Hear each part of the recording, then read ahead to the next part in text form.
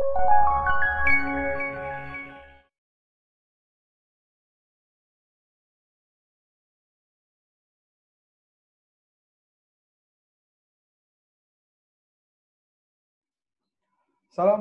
warahmatullahi wabarakatuh. Apa kabar anak-anak kelas 6A? Bapak doakan agar kalian senantiasa diberikan kesehatan selalu sehingga dapat mengikuti kegiatan pembelajaran pada kali ini dan seterusnya.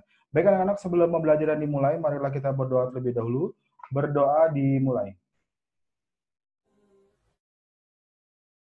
Doa sebelum belajar. Bismillahirrahmanirrahim. Rabbi zidni ilman warzuqni fahma. Artinya, ya Allah, tambahkanlah aku ilmu dan berikanlah aku rizki akan kepahaman. Selesai. Anak-anak, pada kesempatan kali ini kita masih membahas di tema 1, selamatkan makhluk hidup. Nah, pada kali ini kita akan mengupas materi muatan pelajaran IPA. Nah, tujuan dari pembelajaran ini diharapkan nanti kalian dapat membandingkan perkembangbiakan pada hewan dan tumbuhan. Nah, baik anak-anak, kita bisa lihat langsung di PowerPoint berikut. Nah, tentang pertumbuhan dan perkembangan terlebih dahulu. Nah, kalian harus tahu perbedaan pertumbuhan dan perkembangbiakan. Nah, tahu kamu apa sih perbedaan dari pertumbuhan dan perkembangbiakan itu sendiri? Nah, perkembangan itu adalah proses menuju suatu kedewasaan. Sedangkan pertumbuhan itu bertambahnya ukuran yang tidak dapat kembali ke asal, yang meliputi bentuk badan, tinggi badan, dan berat badan. Nah, yang membedakan antara perkembangan dan pertumbuhan, kalau perkembangan seperti ini, ketika bayi, ya, ketika kalian bayi itu belajar bayi yang masih kecil ya, itu pasti nanti akan belajar tengkurap terlebih dahulu, kemudian dia belajar duduk, kemudian belajar berdiri, kemudian akan berjalan, kemudian akan berlari, dan seterusnya. Nah, kalau pertumbuhan itu misalkan seperti ini. Kamu sekarang tinggi badannya 120 cm. Nah, nanti seiring dengan pertambahan usia kamu, tinggi badan kamu akan terus bertambah. Ya, termasuk berat badan juga. Nah, jadi untuk pertumbuhan itu biasa kalau pertumbuhan itu dapat diukur. Ya, sekali lagi pertumbuhan itu dapat diukur. Contohnya tadi tinggi badan. Tinggi badan kamu saat ini 120 cm. Bisa jadi nanti untuk tahun ke depan tinggi badan kalian akan naik bisa 130 cm 130 cm ataupun lebih tinggi lagi, ya. Itu yang membedakan antara perkembangan dan pertumbuhan. Sekali lagi, kalau pertumbuhan itu berarti dapat diukur, ya, dapat diukur, ada satuannya biasanya. Tapi kalau pertumbuhan itu tidak dapat kembali ke bentuk asal. Misalkan kamu saat ini tingginya 130 cm, nggak mungkin kamu seiringnya bertambah usia tinggi badan kamu akan kembali ke 50 cm, ya. Jadi sekali lagi, perkembangan dan pertumbuhan kalian harus tahu perbedaannya seperti apa. Nah, kemudian perkembangbiakan makhluk hidup. Nah, makhluk hidup itu berkembang biak. Apa sih tujuan makhluk hidup berkembang biak? Salah satunya adalah untuk mempertahankan jenisnya atau menghasilkan individu baru sehingga nanti tidak akan punah atau tidak akan musnah. Nah, perkembangbiakan makhluk itu ada dua. Ada generatif dan vegetatif. Nah, kalau generatif itu perkembangbiakan secara kawin, kalau vegetatif secara tidak kawin. Ingat ya, generatif dan vegetatif. Nah, sekarang perkembangbiakan generatif pada hewan. Nah, perkembangbiakan generatif pada hewan itu ada 3. Ada ovipar, ada vivipar, dan ovovivipar. Ovipar itu ingatnya huruf O. O itu seperti telur, berarti bertelur. V itu melahirkan, ovovivipar bertelur dan melahirkan. Ingat ya, bertelur dan melahirkan, bukan melahirkan dan bertelur. Nah, kalian bisa lihat di layar untuk ciri-ciri dari ovipar, tidak punya daun telinga, tidak punya kelenjar susu, berbulu, pertumbuhan janinnya lebih cepat. Ya, contohnya sudah ada itu ya. Contohnya sudah ada. Nah, kalau vivipar berarti kebalikan dari ovipar untuk ciri-cirinya. Ya, kalian bisa lihat di layar. Nah, sekarang Pak Ejo akan bahas di sini untuk contohnya. Contoh dari ovovivipar itu ada kadal, ada sebagian ular. Nah, ular itu sebagian besar itu ovovivipar, contohnya ular sanca. Nah, tapi ada juga ular yang berkembang biak dengan cara ovipar, yaitu contohnya adalah ular kobra. Nah, ular kobra ini berkembang biak dengan cara ovipar, bertelur. Ya, anak ya. Hiu juga itu dengan cara ovovivipar. Nah, ini contoh ciri-cirinya dan contohnya. Kalian bisa baca ya, jenis pembuahan bertelur ada internal dan eksternal. Internal di dalam tubuh, kalau eksternal pembuahan terjadi di luar tubuh. Baik, lanjut. Nah, ini perkembangbiakan vegetatif pada hewan. Perkembangbiakan vegetatif pada hewan itu ada 3. Ada cara fragmentasi, tunas, dan membelah diri. Fragmentasi itu contohnya ini adalah namanya planaria. Fragmentasi ini dia memiliki tingkat regenerasi yang sangat tinggi. Ketika dia dipotong akhirnya maka nanti akan muncul kembali. Ya, akan muncul kembali. Makanya dikatakan dia memiliki regenerasi yang tinggi. Ini gambar hidra.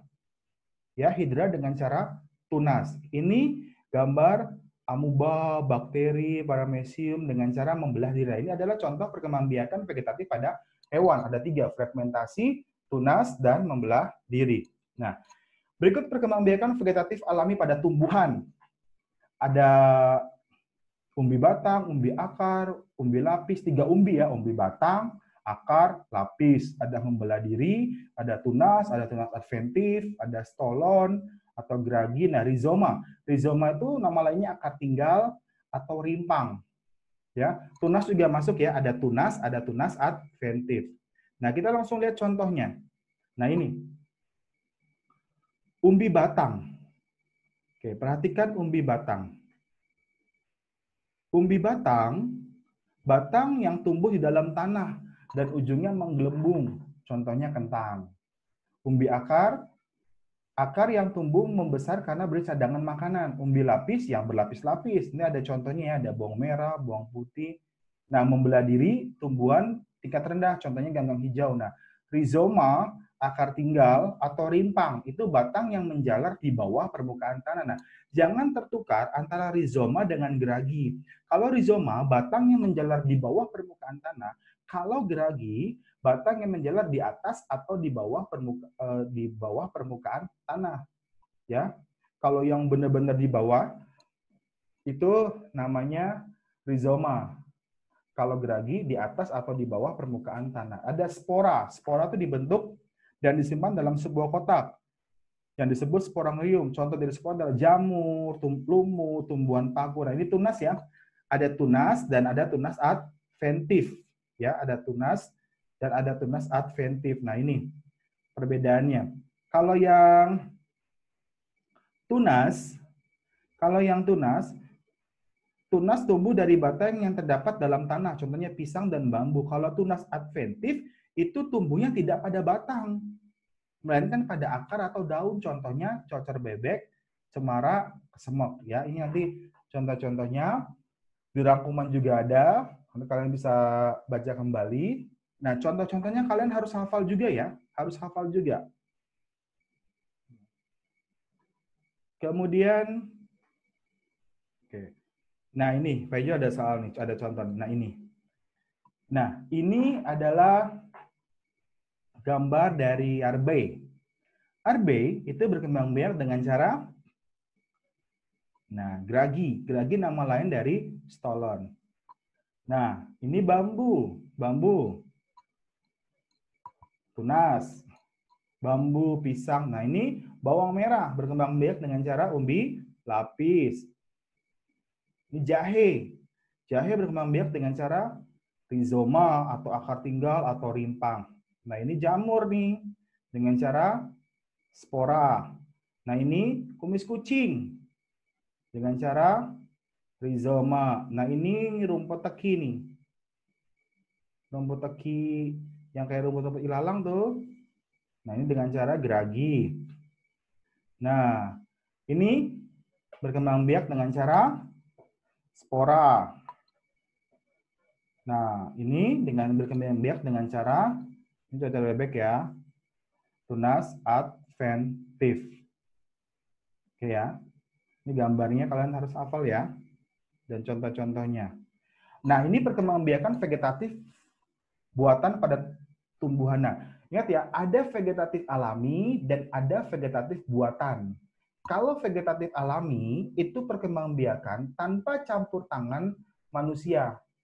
Saya ulangi, vegetatif alami adalah perkembangbiakan secara tak kawin tanpa campur tangan manusia. Kalau vegetatif buatan, perkembangbiakan secara tak kawin melalui campur tangan manusia, ya. Nah, ini berarti yang dibantu oleh manusia nih. Ada cangkok, ada okulasi, ada stek, ada merunduk, dan ada mengenten. Nah, cara ngapalinnya bagaimana, Pak? Perhatikan gambar cangkok. Cangkok, clue-nya adalah batangnya dikelupas, ya, kemudian dibungkus dengan seperti kayak sabut kelapa. Ya, seperti kayak ini nih, kayak sabut kelapa ini. Nah, kalau okulasi bagaimana, Pak? Menempelkan mata tunas. Ingat, menempelkan mata tunas. Stek, kalimatnya gimana, Pak? Batang dipotong miring, tanam. Ya, menanam potongan batang. Merunduk, yang merundukkan batang. Mengenten, menggabungkan batang atas dan batang bawah. Ya, jadi clue-nya adalah kalau cangkok, batang dikelupas kemudian dibungkus. Kalau stek, batang dipotong, tanam. Okulasi, menempelkan mata tunas. Merunduk, yang merundukkan bagian batang ke tanah sehingga tumbuh akar. Kalau mengenten, batang atas, batang bawah digabung. Ya, ini perkembangbiakan vegetatif buatan pada tumbuhan. Apa sih keuntungannya? Nah, ini keuntungannya. Sifat tumbuhannya sama persis dengan induknya. Waktu tumbuhnya lebih cepat dan cepat berbuah. Nah, kerugiannya ini, ya. Nah, sekarang perkembangbiakan generatif pada tumbuhan. Perkembangbiakan generatif pada tumbuhan itu ya terjadi pada penyerbukan. Apa itu penyerbukan? Nah, penyerbukan adalah jatuhnya serbuk sari ke kepala putik. Nah, ini bagian-bagian bunga ya. Ini putik, alat kelamin betina. Jangan ketukar putik dengan benang sari. Putik ingatnya putri. Putri itu adalah perempuan. Berarti putik itu betina, benang sari atau adalah alat kelamin jantan. Ini kelopak, tangkai, bakal biji, dan mahkota atau perhiasan bunga. Ya. Nah, ini jenis-jenis penyerbukan. Ada sendiri, ada tetangga, ada silang, ada bastar. Cara ngapalinnya gimana, Pak? Kamu ingat konsep pengertian penyerbukan. Jatuhnya serbuk sari ke kepala putik. Nah, kalau sendiri, jatuhnya serbuk sari ke kepala putik, ya, di bunga itu sendiri. Ini kan bunga sendiri nih. Jatuhnya serbuk sari ke kepala putik di bunga itu sendiri. Kalau tetangga, jatuhnya serbuk sari ke kepala putik ke bunga lain. Ke bunga lain, tapi satu pohon. Kalau silang, jatuhnya serbuk sari ke kepala putik, ya, kepala putik ke bunga lain, tapi beda pohon. Ya, beda pohon tapi satu jenis. Ya, satu jenis. Ini kan ada dua nih. Nah, ini sama-sama dua. Nah, kalau basar, jatuhnya serbuk sari ke kepala putik, ya, beda pohon dan jenisnya pun berbeda. Ya, jangan ketukar silang dan basar. Sekali lagi, Pak Ju ingat kalau silang beda pohon satu jenis. Kalau basar beda pohon beda jenis. Depannya kamu tambahin pengertian dari penyerbukan. Jatuhnya serbuk sari ke kepala putik. Nah, ini ciri-ciri penyerbukan ya. Dibantu oleh serangga, namanya entomogami, oleh angin, anemogami, oleh manusia, antropogami, hidrogami, air, zodiogami, hewan, ornito, burung, kiropterogami, kelelawar, dan malakogami oleh siput. Ya, istilah-istilah ini kalian harus dihafalkan juga ya. Nah, ini ada ciri-cirinya, ada contohnya juga. Ya. Nah, di dalam perkembangbiakan tumbuhan dan hewan, apalagi hewan ya, tadi kan sudah dibahas ya, ada generatif dan vegetatif. Nah, kita akan kaitkan dengan ekosistem. Ya, karena ekosistem adalah hubungan timbal balik antara makhluk hidup dengan lingkungan, atau tempat ketergantungan antara makhluk hidup dengan lingkungan. Ekosistem itu ada dua komponennya, yaitu biotik dan abiotik. Biotik itu adalah hidup, abiotik adalah tak hidup. Nah, contohnya ini kalian bisa lihat di layar. Perbedaan ekosistem alami dan buatan. Kalau alami berarti terbentuknya tanpa campur tangan manusia. Kalau buatan berarti yang dibuat oleh manusia. Seperti kolam, sawah, kebun itu dibuat oleh manusia. Kalau sungai, lautan, hutan, danau, gunung itu bukan buatan manusia tapi ciptaan Allah Subhanahu wa taala atau Tuhan yang Maha Esa. Nah, apa sih yang terjadi jika komponen tumbuhan itu akan musnah? Tentunya ekosistemnya akan terganggu. Sehingga rantai makanan tersebut tidak boleh terputus agar ekosistemnya tetap seimbang. Nah, ini kegiatan manusia dapat merusak ekosistem. Pembakaran hutan, perburuan liar, illegal logging. Kamu tahu illegal logging? Illegal logging itu adalah penebangan hutan secara sembarangan, atau penebangan pohon secara sembarangan. Ada pendirian pabrik, membuang limbah dan sampah, penggunaan pupuk yang berlebihan, dan pencemaran. Kemudian, perbedaan populasi dan komunitas. Populasi itu kumpulan makhluk hidup yang sejenis, yang mendiami suatu tempat. Kalau komunitas, sekumpulan makhluk hidup yang berbeda jenis. Contohnya kalau populasi, sekelompok buaya, sekelompok ayam. Jadi sama semua yang mendiami. Nah, komunitas berarti misalkan komunitas sawah, ada padi, ada katak, ada ular, ada elang. Nah, sekarang habitat dan individu. Ingat, habitat tempat tinggal makhluk hidup. Ya, habitat adalah tempat tinggal makhluk hidup, sedangkan individu adalah makhluk hidup tunggal. Nah, ini ada pengertian dari proses pencemaran, meningkatnya bahan kimia dalam lingkungan sehingga sampai batas yang membahayakan. Nah, ini perubahan lingkungan itu bisa terjadi karena alami dan karena ulah manusia. Alaminya karena apa? Ada gunung meletus, perubahan musim, pergantian siang dan malam, ulah manusia. Ya tadi seperti kegiatan manusia dapat merusak ekosistem. Ya, ada perburuan liar, penebangan hutan, pembangunan jalan. Nah, sehingga jika kita kaitkan dengan makhluk hidup, ya, ketika terjadi perubahan lingkungan, maka akan berdampak juga kepada makhluk hidup. Nah, makhluk hidupnya akan menjadi langka ketika diburu secara terus-menerus. Nah, makhluk hidup dikatakan langka itu apabila jumlahnya sedikit atau jarang ditemui. Ya. Nah, ini hewan yang hampir punah. Cendrawasih, nama lainnya burung surga. Dia dari Papua ya. Jalak Bali, ya pasti dari Bali. Nah, badak bercula 1, ujung kulon, Banten. Ya, cula, dia memiliki cula. Kumpulan rambut yang menyatu dan mengeras. Kemudian ada komodo, itu di Pulau Komodo di NTT. Ada harimau Sumatera, ada panda dari daratan Cina, makanannya bambu. Ada gorila di Afrika. Ada orangutan, ada penyu hijau. Nah, orangutan, ini sering keluar nih orangutan. Tempat penangkaran orangutan itu di Tanjung Puting. Ingat ya, di Tanjung Puting di Kalimantan Tengah. Ya. Ada ikan pari hiu, ada ikan gergaji. Nah, ini 3 hewannya di Sulawesi nih. Ya. Ada maleo, ada babi rusa. Ya. Nah, ini maleo itu telurnya 5 kali lebih besar daripada ayam nih. Ini maleo nih, ini maleo nih. Ya. Ini babi rusa nih. Ya, ini yang hampir punah. Ini ada juga tarsius yang kepalanya dapat mutar 180 derajat dan ada juga bekantan. Ini ini adalah contoh-contoh dari hewan yang hampir punah. Tentunya kalau hewan yang hampir punah itu harus kita lindungi ya. Kemudian ini ada juga tumbuhan yang hampir punah, Rafflesia. Ya, Rafflesia ini punya rambut-rambut halus nih di daerah sini nih, namanya ramenta. Jadi rambut halus pada Rafflesia. Nah, Rafflesia ini penyerbukannya dibantu oleh lalat. Nah, ini bunga bangke nih, bedakan bunga bangke sama Rafflesia. Nah ya, kalau bunga bangke ini seperti di sini kayak contoh apa kayak piala nih ininya. Ada Edelweiss, bunga abadi yang biasa di dataran tinggi ya. Di daerah pegunungan tuh suka banyak temukan Edelweiss. Nah, ini buah duet atau jamblang. Nah, ini buah genit atau kesemek. Kenapa sih dikatakan buah genit? Ya, ini seperti kayak pakai bedak nih. Ya. Nah, ini ada pohon ulin kayu besi, ini buat jembatan biasanya. Nah, ini ada kecapi, ada lobi-lobi, ada bisbul. Ini juga hampir punah. Nah, Selain itu pula, ini hanya sekedar contoh-contohnya aja ya. Dan sebenarnya masih banyak lagi seperti kayak cendana sekarang juga sudah hampir jarang ditemui. Nah, untuk melestarikan agar tidak punah baik hewan dan tumbuhan itu perlu diadakannya salah satu ada pelestarian.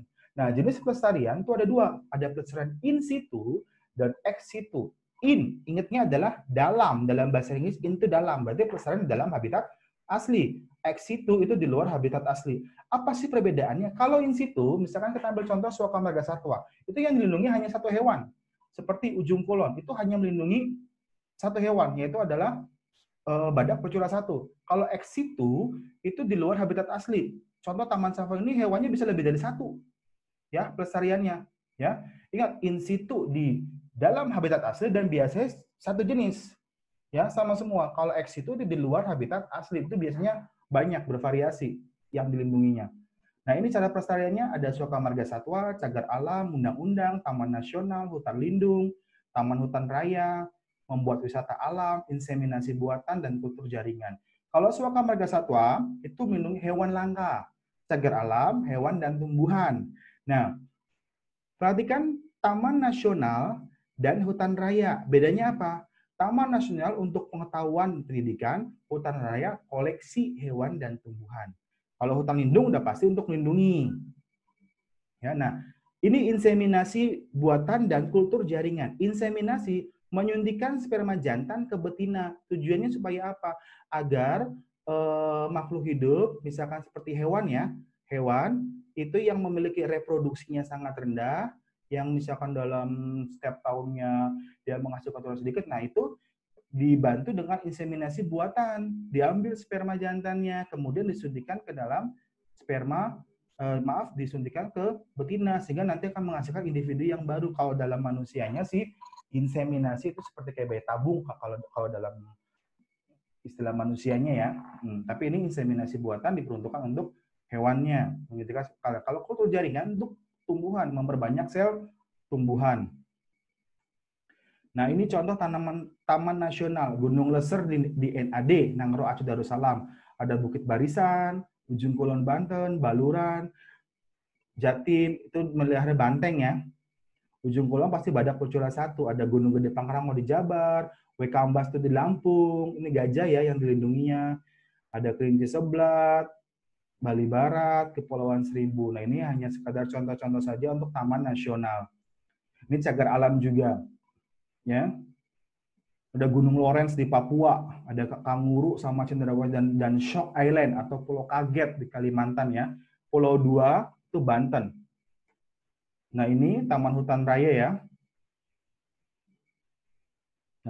Nah, tempat perlindungan hewan dan tumbuhan di bawah pengawasan Departemen Kehutanan.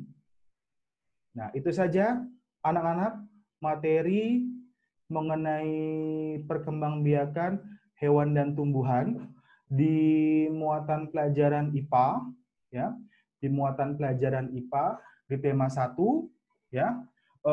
Kalian jangan lupa download videonya ya. Tujuannya supaya apa? Bisa nanti kalian bisa lihat secara berulang terus-menerus karena materi IPA ini cukup banyak ya. Dan di video ini ada gambar-gambarnya sehingga nanti kalian bisa mengingat lagi, oh ini gambar ini, oh ini gambar ini ya. Tetap rangkuman juga dibaca, tetap semangat belajar ya, jangan putus asa ya. Bapak yakin kalian pasti punya kemampuan ya. Ingat, tidak ada manusia yang bodoh.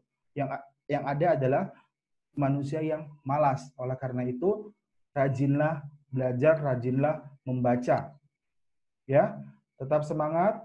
Sekian dari Bapak. Wassalamualaikum warahmatullahi wabarakatuh.